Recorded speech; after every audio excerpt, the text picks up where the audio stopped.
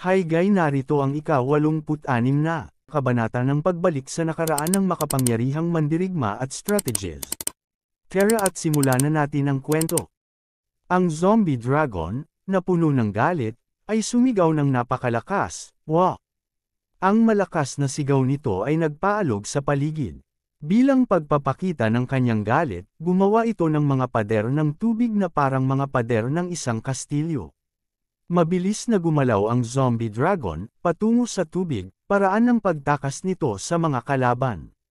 Nakita ito ni Kang Ming, ang matapang na mandirigma, at nagtanong, "Ang presensya ko ba ang nakakatakot sa iyo ngayon, Han?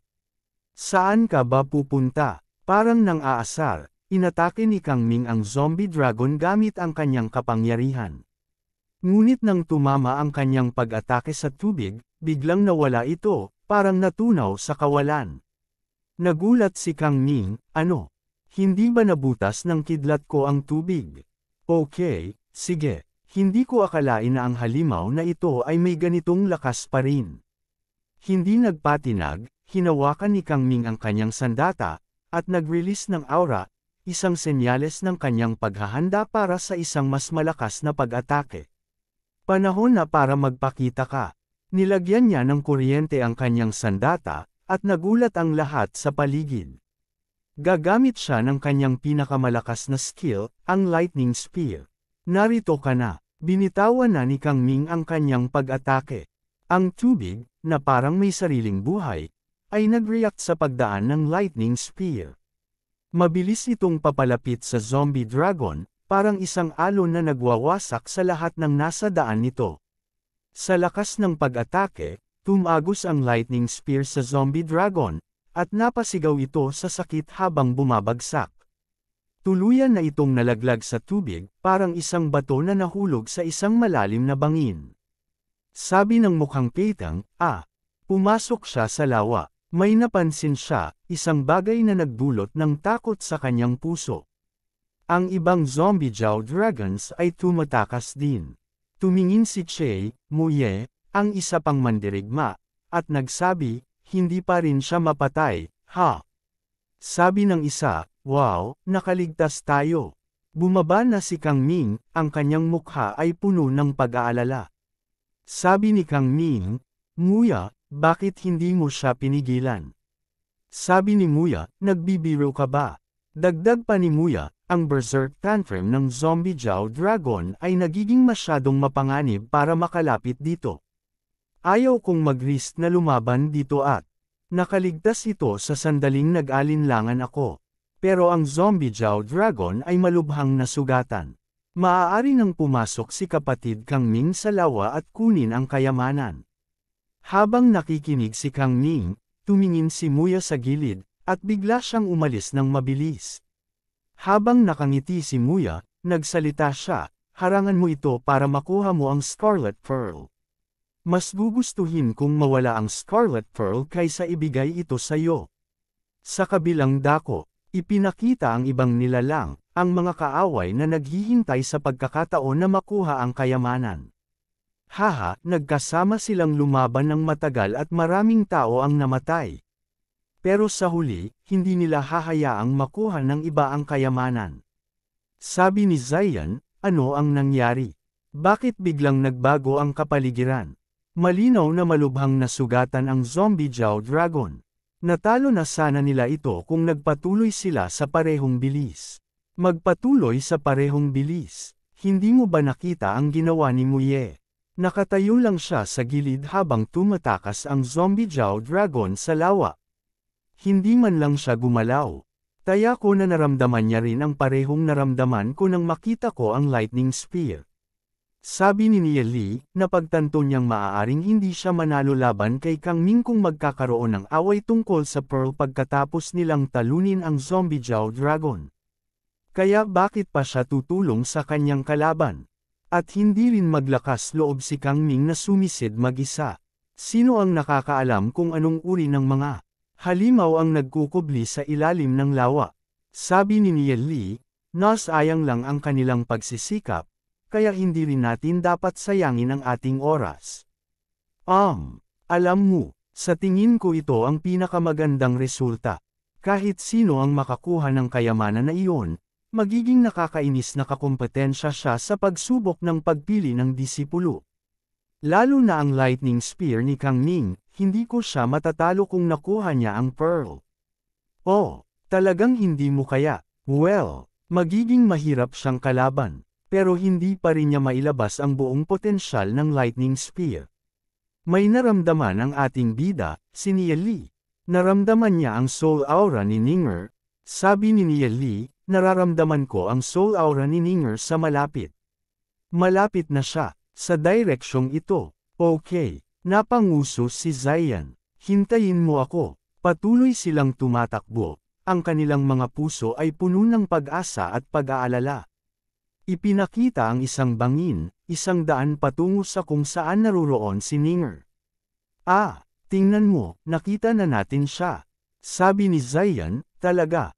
Sobrang saya ko. Nagtaka ang ating bida. Sino ba itong lalaking ito?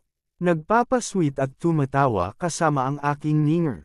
Bakit kumikilos ng ganyan ang batang ito kasama ang isang estranghero? Sabi ni Zion, Nia Li, hindi ka ba naiinggit? Anong klaseng biro ba iyon? Mayroon na akong fiancé. Mabilis na tumalon ang ating bida, ang kanyang mga mata ay puno ng pag-aalala at pagseselos. Halika, batiin natin sila. Pinakita ang isang kalansay ng halimaw, isang paalala ng mga panganib na naghihintay sa kanila. Sumigaw ang ating bida, Ninger. Narito ako, nakita na ito ni Ninger. Nia Li, yes Zion, sa wakas ay nakita ko na kayo. Sabi ni Nia Li, ayos ka lang ba? Mayroon ka bang na-encounter na panganib sa daan papunta rito? At isa pa, sino ito? Sabi ni Ninger, papakilala kita. Si Xiao Yu. Noong una, dahil sa kanya, hindi ako na-hold up ng ilang lalaki. Bumati ng magalang si Xiao Yu. Maraming salamat kay kapatid Xiao Yu sa pagtulong kay Ninger. Sa isip ni Nia Li, sino ka? Kaibigan o kaaway? At ang kanyang pagsasanay, hindi ko masukat. Sa pinakamababa, mas mataas siya kaysa kay Kang Ning at Muye. Sabi ni Xiao Yu, kapatid Nia Li, masyadong mabait ka. Tanong ng ating bida, kilala mo ang pangalan ko? Sabi ni Xiao Yu, haha, sa daan, binanggit ka ni Ate Ninger ng higit sa isang beses. Paano ko ba hindi makikilala? Natulala ang ating bida, habang tumingin si Zion, ang kanyang mga mata ay puno ng pagtataka. Namula naman si Ninger, ang kanyang mga pisngi ay nag-init sa kahihiyan. Natigilan ang lahat ng ilang sandali, ang hangin ay puno ng tensyon. Tumulo ang pawis ni Xiao Yu, parang nag-aalala siya sa kanyang mga sinabi.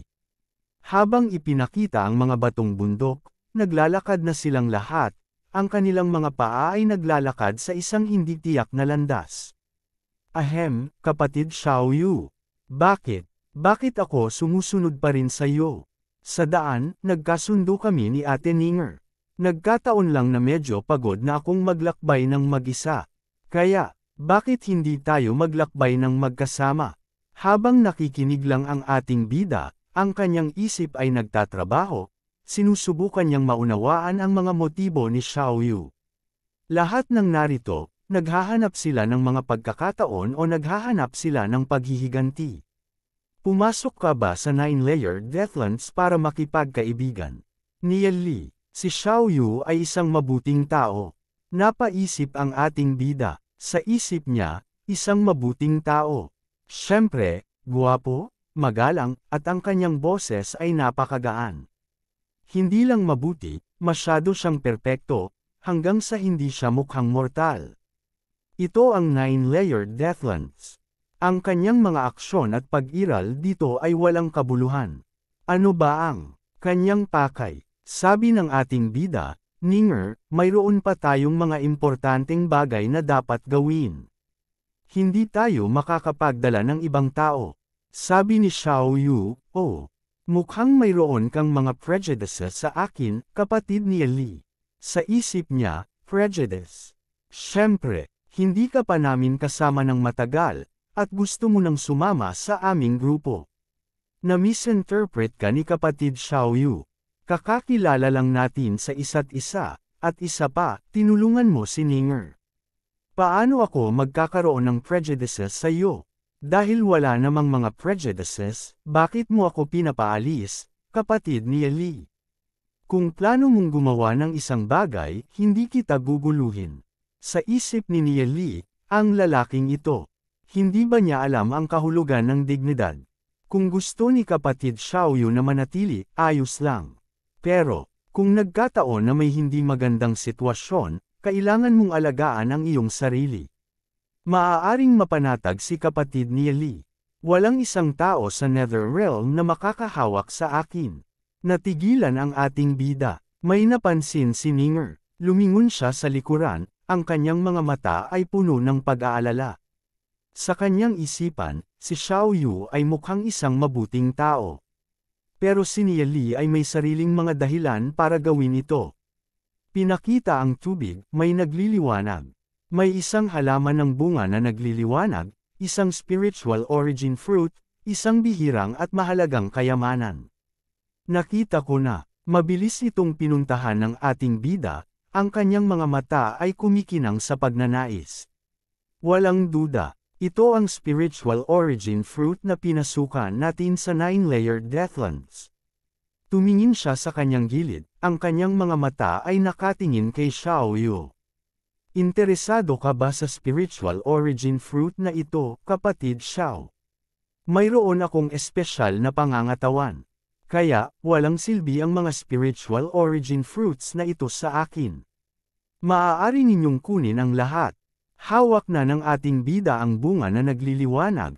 Ang kanyang mga kamay ay nag-aalangan. Sabay tanong nito, tao ka ba? Sagot naman ni Xiaoyu. Oo naman. Sa isip niya, kahit na ang isang mamahaling bagay tulad ng spiritual origin fruit ay hindi ka interesado. Kung ganoon, ano ang ginagawa mo rito?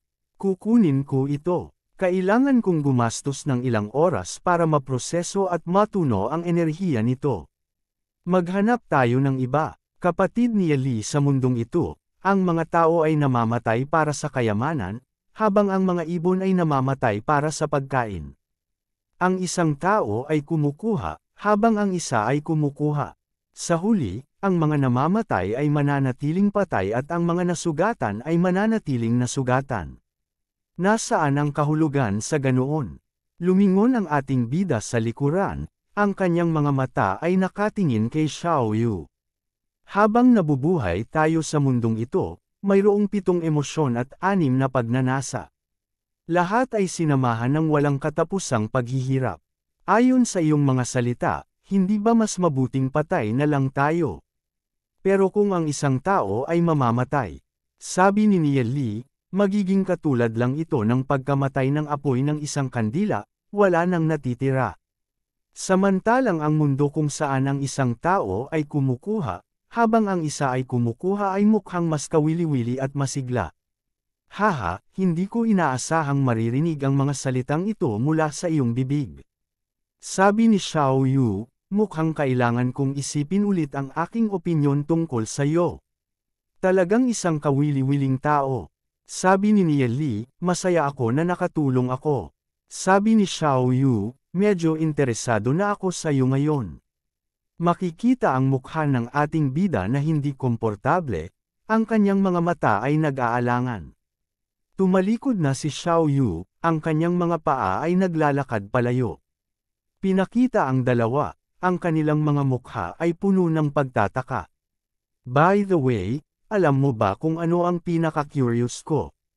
Bakit ka ganoon kagaling sa mga inscription patterns? Nagulat ang ating bida, ang kanyang mga mata ay nanlaki sa gulat. Senior inscriptionist. Ngayon, iyan ay isang bagay. Napatikom ng kamao ang ating bida, ang kanyang mga kamao ay nag-init sa galit. Hindi ko alam kung saan ka nanggaling o kung paano mo ako na-investigate ng ganyan. Pero kung maglakas loob kang sakta ng sinumang malapit sa akin, ipapakatikim ko sa iyo ang pagsisisi. Biglang umatras si Xiaoyu, ang kanyang mga mata ay puno ng pag-aalala. Kapatid ni Lee, dapat ay nagbibiro ka. Curious lang ako sa'yo. At wala akong intensyon na saktan ang sinumang malapit sa'yo. Nag-iisip ang ating bida, ang kanyang isip ay nagtatrabaho, sinusubukan niyang maunawaan ang tunay na motibo ni Xiaoyu. Maganda iyon. Hindi mo pa rin nasagot ang aking tanong. Tungkol sa mga inscriptions. Sa isip niya, syempre, dahil sa aking muling pagsilang. Ang mga inscription patterns ay isa pang uri ng batas. Kapag pamilyar ka na sa batas, natural mong malalaman kung nasaan ang profound batas. Naunawaan na ba ni kapatid ni Lee ang profound ng law energy? Napanganga ang ating bida, ang kanyang mga mata ay nanlaki sa gulat. Sabay ngumiti si Xiaoyu, ang kanyang ngiti ay puno ng misteryo. Walang komento, pero kung sasabihin mo sa akin ang iyong pinagmulan, maaaring sabihin ko sa iyo. Sa totoo lang, hindi na kailangang magsalita si kapatid ni Lee. Alam ko na hindi lang naunawaan mo ang profound ng law energy, naunawaan mo rin ang dalawang uri ng law energy. Para lumitaw ang dalawang uri ng law energy sa katawan ng isang tao, talagang nagbukas ng mata. Sa isip ng ating bida, ano ba ang sakit ng ulo, alam niya pa rin ang tungkol doon. Sino ba talaga siya? Wala akong ideya kung sino ka o kung paano mo nalaman ang mga bagay na ito. Pero dahil alam mo na, bakit mo pa tinatanong? Gusto ko lang malaman kung handa kang magsabi ng totoo. Nakikinig ang ating bida. Ang kanyang mga tainga ay nakatuon sa bawat salita ni Xiaoyu. Bukod doon, medyo interesado rin ako kay Ate Ninger. Kaya hiniling kong sumama. Kung mayroon kang masamang intensyon kay Ninger, maaaring maging medyo bastos ako. Sabi ni Xiaoyu, masamang intensyon. Masyadong seryoso ka, kapatid ni Lee. Paano ako magkakaroon ng masamang pag-iisip kay Ate Ninger? Napaka-sincere at mabait niya. Hindi ko siya gustong saktan. Isang matamis at magandang babae ay dapat na ipares sa isang Ginoo. Dahil ayaw mong makasama siya, kung ganoon, walang dahilan para pigilan ni kapatid ni Lee. Napigilan ang sinumang iba na habulin siya, hindi ba? Ngumiti si Xiaoyu. Natigilan ng sandali ang ating bida, ang kanyang mga mata ay nakatingin kay Xiaoyu. Sinusubukan niyang maunawaan ang kanyang tunay na intensyon. Ipinakita ang mga lumilipad na nilalang, ang kanilang mga pakpak ay nagwawasak sa hangin. May pinagmamasdan ang dalawa habang tumatawa, ang kanilang mga ngiti ay puno ng misteryo. May bumubula sa tubig, isang senyales ng isang bagay na hindi pangkaraniwan. Napansin ito ni Zion, ang kanyang mga mata ay nanlaki sa gulat. Nagulat ang dalawa. Ang kanilang mga puso ay nagsimulang tumibok ng mas mabilis. Lumabas ang zombie dragon habang nakapatong sa ulo si Kang Ming, ang kanyang mga mata ay puno ng galit. Sasakmalin ng zombie dragon si Kang Ming, ang kanyang mga ngipin ay nagnanais na magdulot ng sakit. Sabi ni Zion, "Oh, hindi ako makapaniwala na nakita niya ulit ang zombie Zhao Dragon." Tanong ni Ninger, "Zombie?" Sabi ng ating bida, "Mag-ingat kayong dalawa." Mabilis na siyang tumakbo papalapit sa dalawa, ang kanyang mga paa ay nagmamadali, ang kanyang mga kamay ay nakahanda para sa laban. Hayes, ang laban dito, ginulo ang aking kapayapaan ng isip. May tinawag siya na isang bagay, isang lumilipad na pangtusok sa buhok, isang sandata na puno ng kapangyarihan. Mabilis niyang pinitik ang bagay na ito. Ang kanyang mga daliri ay tumpak at mahusay. Tama na ang ingay ninyo. Tinamaan ang hawak-hawak na sandata ni Kang Ming, ang lightning spear, ang kanyang sandata ay lumipad sa hangin, parang isang ibon na nawalan ng pakpak. Ngayon ano, nagdugo ang kanyang mga kamay, ang kanyang mukha ay puno ng sakit at pagkabigo. Anong klaseng nakakatakot na eksperto ang aking nakakaharap ngayon? Tinire lang niya ang lightning spear, dapat ay isang babala ito. Buwisit. Mabilis na siyang lumayo, sabi niya, mas mahalaga ang kanyang buhay. Hinabol niya pala ang kanyang sandata, ang kanyang mga mata ay nakatuon sa kanyang nawalang sandata. Nahawakan na niya ulit ito, ang kanyang mga kamay ay nag-aalangan. Sa isip niya, kailangan kong makatakas. Nakatingin lang ang ating bida, ang kanyang mga mata ay nakatingin kay Xiao Yu, sinusubukan niyang maunawaan ang kanyang mga motibo. Sa isip niya, ang liwanag na iyon. Sa isip ni Nieli, mukhang mali ang pag-aakala ko sa lakas ni Xiao Yu. Ang zombie Zhao Dragon na ito ay malinaw na masayang naninirahan sa lawa. Pero ngayon, may isang tao na nagpupumilit na manghuli dito. Ang isang ordinaryong tao ay walang kasalanan.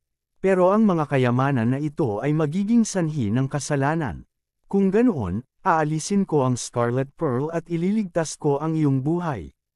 Gumawa na ng aksyon si Xiao Yu, ang kanyang mga mata ay puno ng determinasyon. Sa kanyang paglipad, kasabay ang tubig na naghugis dragon, isang malakas na atake na nagmumula sa kanyang kamay. Dumiretso ito sa zombie dragon, ang kanyang mga ngipin ay nakanganga, ang kanyang mga mata ay puno ng galit. Piniluputan na ang zombie dragon, ang kanyang mga pakpak ay nagwawasak sa tubig, ang kanyang mga mata ay nanlalaki sa takot. Napasigaw ang zombie dragon sa sobrang lakas ng atake, ang kanyang sigaw ay nagpaalog sa paligid. Nakalapit na si Xiao Yu sa ulo ng zombie dragon, ang kanyang mga kamay ay nakahanda para sa pagkuha. Dali-dali niyang kinuha ang pulang bagay sa noo, ang Scarlet Pearl, ang kanyang mga daliri ay tumpak at mahusay.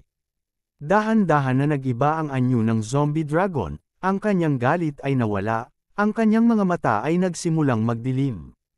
Habang hawak ni Xiao Yu ang pulang bagay, nanlaki ang mata ng zombie dragon, ang kanyang mga mata ay puno ng takot at pagkabigo. Dali-dali itong bumalik sa tubig, ang kanyang katawan ay naglaho sa ilalim ng alon. Hawak ni Xiao Yu ang malaking pulang bagay, ang Scarlet Pearl, ang kanyang mga kamay ay nag-aalangan. Sabi niya kay Ninger, na-integrate ka na sa Heavenly Lightning Sparrow. Kahit na ang treasured pearl na ito ay hindi partikular na angkop para sa iyong mga katangian, maaari pa rin itong makatulong sa iyong pagsasanay. Ibibigay ko ito sa iyo. Ito, pasensya, masyadong mahalaga ang bagay na ito. Hindi ko ito matatanggap, sabi ni Nieli, dahil ayaw ni Ninger na tanggapin ito, bakit hindi mo ibigay sa akin? Ha, kailan pa niya nakuha iyon? Sabi ni Xiao Yu, kung gusto mo ito ng husto, kapatid ni Li. Kung ganoon, sa iyo na ito. Kung ganoon, magpapasalamat ako. Sabay kamandat ang ating bida, ang kanyang mga mata ay puno ng pag-asa. Namula na naman si Ninger, ang kanyang mga pisngi ay nag-init sa kahihiyan. Haha, Nieli, ginawa mo na naman. Ngayong pagkakataon, may utang ka kay kapatid Xiao Yu. Hindi ko hahayaang magkaroon ng utang si Ninger kay kapatid Xiao Yu.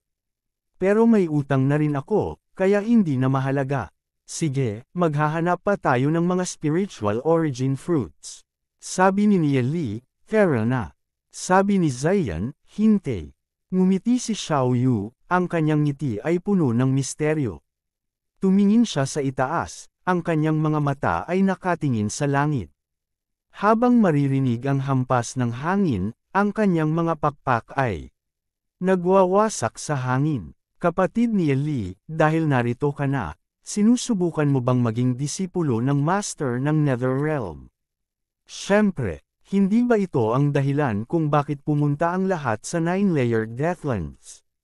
Nakikinig si Xiao Yu, ang kanyang mga tainga ay nakatuon sa bawat salita ni Nieli. Sabi niya, dahil sa kakayahan ni kapatid ni Li, talagang kailangan mo pang gawing master ang master ng Netherrealm. Sabi pa ni Xiao Yu, kahit na umasa ka sa iyong sarili, ang iyong mga tagumpay sa hinaharap ay magiging hindi pangkaraniwan. Hanggat sa akin mismo, totoo naman iyon, syempre. Pero kailangan kong magplano para sa aking mga kasamahan. May tinuturo si Ninger. Mahalaga na makahanap ng isang malakas na taga-suporta para mabuhay sa kaguluhan ng mundong ito. Maraming lilam sa ilalim ng isang malaking puno. Mayroon ding napakaraming mga henyo na nahulog dahil sa kawalan ng suporta. Sa isip niya, dinala niya ang kanyang mga kaibigan dito para sa pagpili ng disipulo, at para lang makahanap ng taga-suporta. Tumawa si Xiao Yu, ang kanyang tawa ay nagpaalog sa paligid. Napansin ito ng ating bida, ang kanyang mga mata ay nakatingin kay Xiao Yu, sinusubukan niyang maunawaan ang kanyang tunay na intensyon. Wala ito, voice transmission, paano kung gumawa tayo ng isang deal? Voice transmission, kapatid ni Lee. Nagtaka ang ating bida, ang kanyang mga mata ay nanlaki sa gulat. Hayaan mong makuha ko si Ninger, at ako ang magiging taga-suporta ninyong lahat. Ano sa tingin mo, si Ninger ay hindi isang bagay na maaaring ibigay ng basta-basta. Kung gusto ka ni Ninger, syempre, wala akong karapatan na hadlangan ka. Pero kung ikaw ay walang hiya na patuloy na guguluhin siya kahit na ayaw niya, huwag mo akong sisihin kung magiging bastos ako. Haha, hindi na kailangang magalit ng ganyan. Nagbibiro lang ako. Tumawa si Xiao Yu, ang kanyang tawa ay puno ng misteryo. May napansin ang ating bida, ang kanyang mga mata ay nakatingin kay Xiao Yu, sinusubukan niyang maunawaan ang kanyang tunay na intensyon. Mabilis na bumalik ang pangtusok sa buhok ni Xiao Yu, isang sandata na puno ng kapangyarihan. Dali-dali niyang sinalo ito, ang kanyang mga kamay ay tumpak at mahusay. Sa isip ni Nia Li, isang matandang lalaki ay gumagamit ng isang sandata na tulad nito. Talaga bang isang martial artist siya? Ang kamay na ito, kasing puti ng isang dalaga na hindi pa nakakagawa ng anumang gawaing bahay. Maaari mong sabihin na gwapo siya, pero maaari mo ring sabihin na maganda siya sa halip. Gusto ba ni Ninger ang ganitong uri ng? Sa pansin ito ni Xiao Yu, habang nakatingin ang ating bida sa kanya, ang kanyang mga mata ay puno ng pag-aalala. Ang jade hairpin na ito ay isang heirloom na iniwan ng aking ina para sa akin. Sabi ni Nia Li, ikinalulungkot kong marinig iyon. Pero wala akong sinabi, kaya bakit mo kailangang ipaliwanag iyon? Sabi ni Ninger, sa paraan ng kanilang pag-uusap, mukhang nagkakasundo sila ng maayos. Sabi ni Zion, medyo nagulat ako. At kaya, sina Nia Li at ang kanyang mga kasama ay naghanap ng mga spirit origin fruits habang hinahanap din ang kanilang mga kasamahan, ang kanilang mga puso ay puno ng pag-asa at pag-aalala. Samantala, sa kalaliman ng unang antas ng 9-layered Deathlands, makikita si Lu Piao na nakadapa sa lupa, ang kanyang katawan ay puno ng sakit at pagkabigo. Mabilis siyang tumayo, ang kanyang mga mata ay puno ng galit. Talagang naglakas loob na agawin ang ating mga spirit origin fruits, dapat ay pagod ka ng mabuhay. Makikita na maraming nakahandusay sa kanyang paligid, ang kanilang mga katawan ay puno ng sugat, ang kanilang mga mukha ay puno ng sakit. Tatapatan mo pa rin ako. Dapat sana'y tiningnan mo kung sino ang nagbabantay sa akin. May napansin si Jian, habang nakaluhod ang isang nilalang na may buhok sa gitna ng ulo, ang kanyang mga mata ay puno ng takot. Malinaw na kami ang unang nakakita sa mga spirit origin fruits. Sino ang kumukuha ng kaninong mga bagay dito? Biglang lumapit si Lu Piao sa spirit origin fruit. Sa wakas ay nakakita ako ng isang spirit origin fruit. Sabi ni Lu Piao, magpatuloy tayo sa paghahanap. Sabi ni Xiao Zhu, sinabi ko na sa iyo na huwag mong asarin ang iba.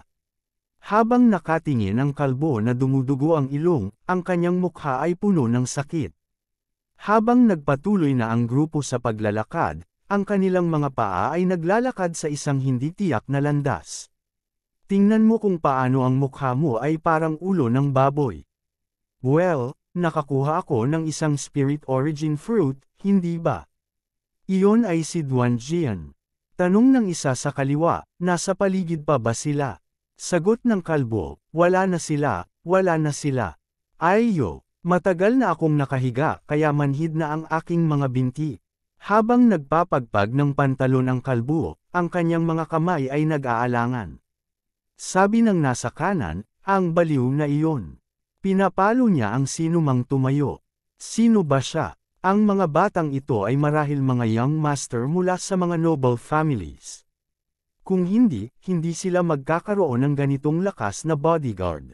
Foy! Ang lalaking ito ay talagang isang halimaw. Wua! Patigilan si Lu Piao dahil may nakita siyang nakakatakot na kakaibang nilalang, ang kanyang mga mata ay nanlaki sa takot. Mga halimaw, mga kalansay na naglalabas ng kulay green na liwanag, ang kanilang mga mata ay puno ng galit, ang kanilang mga kamay ay nakahanda para sa laban. Ito ay isang sinaunang larangan ng digmaan. Maaaring sila ay mga eksperto na namatay dito noon. Walang kailangang matakot, nag-transform na si Duzi sa kanyang breast form. Pinakita ang lugar na may mga buto na naglalabas ng green na kulay, ang kanilang mga mata ay puno ng misteryo. Napakaraming malalakas na aura ang dumaan malapit sa atin. Ilang dosenang demigod rank expert ang lahat ay papunta sa parehong direksyon. Ano ang nangyayari?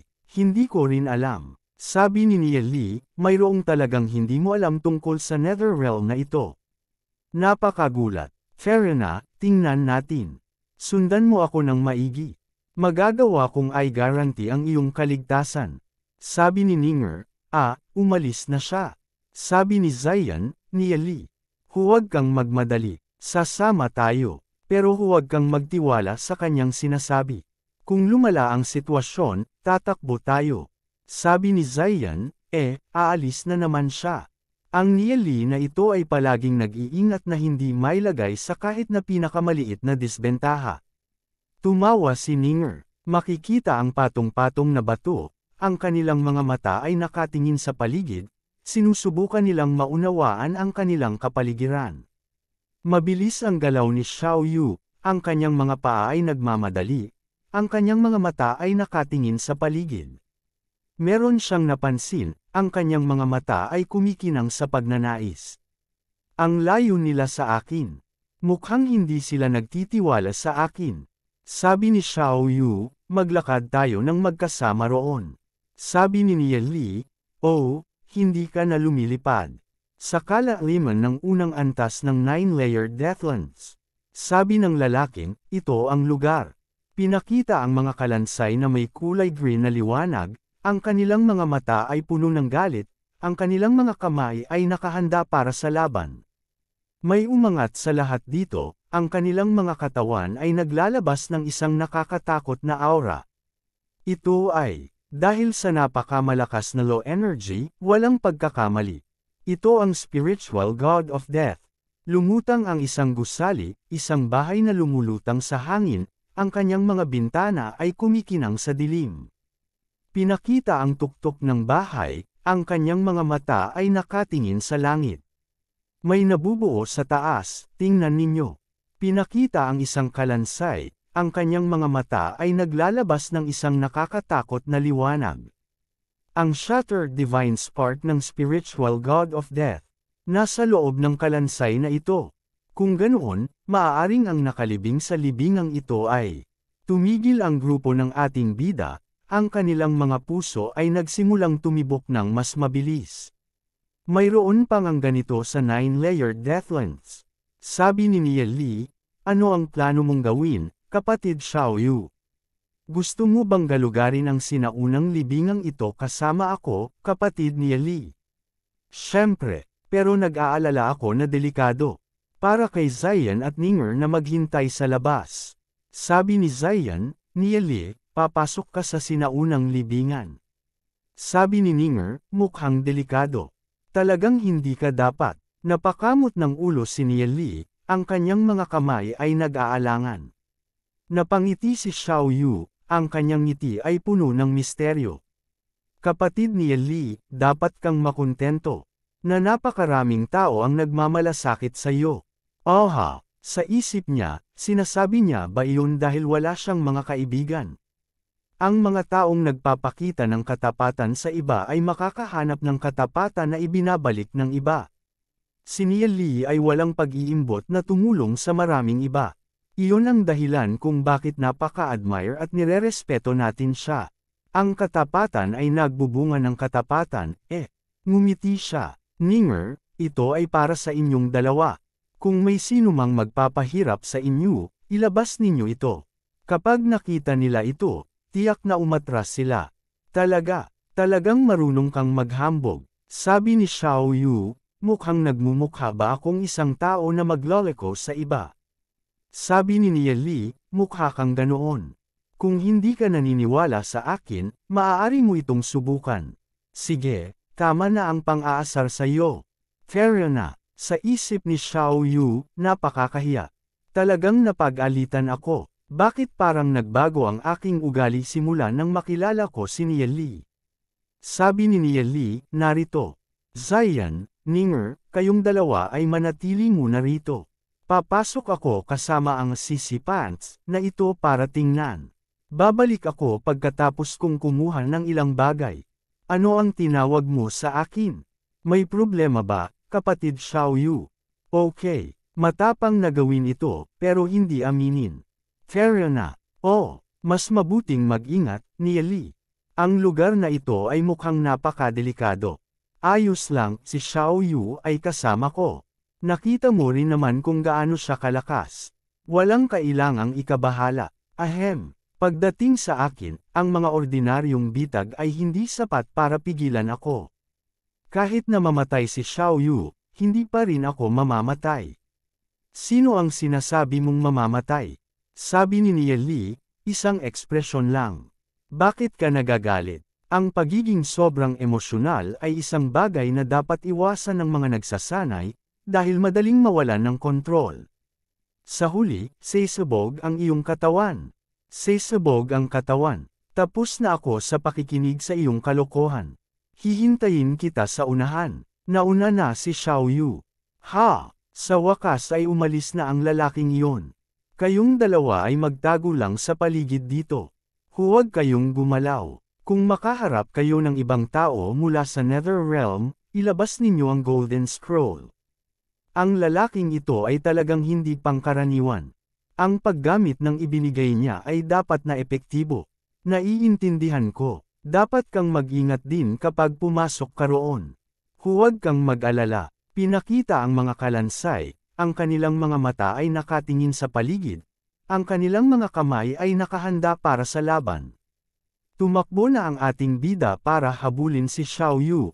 Ang kanyang mga paa ay nagmamadali, ang kanyang mga mata ay nakatuon sa kanyang layunin. Huminto siya at tumingin sa taas, ang kanyang mga mata ay nakatingin sa langit. Halika, bumaba siya at merong inabot na tela sa ating bida, ang kanyang mga kamay ay nag-aalangan. Takot ako sa mikrobyo, kaya natatakot akong madumihan ang aking kamay. Napakaganda. Ganoon din ako. Tumalon na si Xiao Yu, ang kanyang mga pakpak ay nagwawasak sa hangin. Habang nakahawak ang ating bida sa tela, ang kanyang mga kamay ay nag-aalangan. May napansin si Nia Li, ang kanyang mga mata ay kumikinang sa pagnanais. Mukhang may nakatahi dito. Binuksan niya ang tela, ang kanyang mga kamay ay nag-aalangan. Mga bulaklak, talagang masyadong pambabae, sa isip ni Nia Li, pero maaaring ito rin ang sagisag ng kanilang pamilya. Tandaan ko kung ano ang itsura nito. Kapag nakabalik ako, dapat kong tanungin si Luo Xiao kung kilala niya ang pattern na ito. Tumalon na sila pababa, ang kanilang mga paa ay naglalakad sa isang hindi tiyak na landas. Nakalapag na sila sa lupa, ang kanilang mga paa ay nag-aalangan. Karamihan sa mga iyon ay demigod rank expert. Ang pagpasok ay hindi magiging madali. Pinakita ang nababalutan ng kulay pulang aura, isang nakakatakot na kalansay. Ang kanyang mga mata ay naglalabas ng isang nakakatakot na liwanag. Oo, manood lang tayo ngayon. Napalingin silang dalawa, ang kanilang mga mata ay nakatingin sa paligid. Sinusubukan nilang maunawaan ang kanilang kapaligiran. Pinakita ang mga iba't ibang expert, ang kanilang mga mukha ay puno ng determinasyon, ang kanilang mga kamay ay nakahanda para sa laban. Sabay-sabay silang umatake para tapusin ang kalansay, ang kanilang mga pag-atake ay naglalabas ng isang nakakatakot na aura. Papalapit na sa kalansay ang pag-atake ng mga expert, ang kanilang mga mata ay nakatuon sa kanilang layunin. May nabubuo sa kamay ng kalansay, isang palakol na puno ng kapangyarihan. Pumula ang mga mata nito, ang kanyang mga mata ay naglalabas ng isang nakakatakot na liwanag. Gumawa ng isang slash, ang kanyang kamay ay tumpak at mahusay. Sobrang laki ng nagawa nitong slash, ang kanyang pag-atake ay naglalabas ng isang nakakatakot na aura. Mabilis itong papunta sa pag-atake ng mga expert, ang kanyang mga mata ay nakatuon sa kanyang layunin. Magtatamaan na yung dalawang pag-atake, ang kanilang mga kapangyarihan ay nagbabanggaan. Gumawa ito ng malaking pagsabog, ang kanilang mga kapangyarihan ay naglalabas ng isang nakakatakot na aura. Lahat ng low energies na ito ay nagbanggaan ng sabay-sabay. Delikado na manatili rito. Merong papalapit sa kanila na pag-atake, ang kanilang mga mata ay nakatingin sa paligid, ang kanilang mga kamay ay nakahanda para sa laban. Damn! Mga alon ng low energies ang papunta sa atin. Mag-ingat! Napangiti si Xiao Yu, ang kanyang ngiti ay puno ng misteryo. Gumamit siya ng palm strike, ang kanyang kamay ay tumpak at mahusay. Habang papalapit ang tatlong pag-atake, nawasak ang mga ito, ang kanilang mga kapangyarihan ay naglaho sa kawalan. Nagulat si Nie Li, ang kanyang mga mata ay nanlaki sa gulat. Gamit lang ang isang pagtulak ng kanyang kamay. Sa isip niya, hindi ko naramdaman ang kapangyarihan na ginamit ng baklang ito. Pero para mawasak ang low energy na inilabas ng mga demigod rank expert ng ganoon kadali, ibig sabihin ay demigod rank siya. Pero hindi ko masasabi kung nakarating na siya sa spiritual god rank. Itinaas ng kalansay ang kanyang sandata, ang kanyang mga mata ay puno ng galit, ang kanyang mga kamay ay nakahanda para sa laban.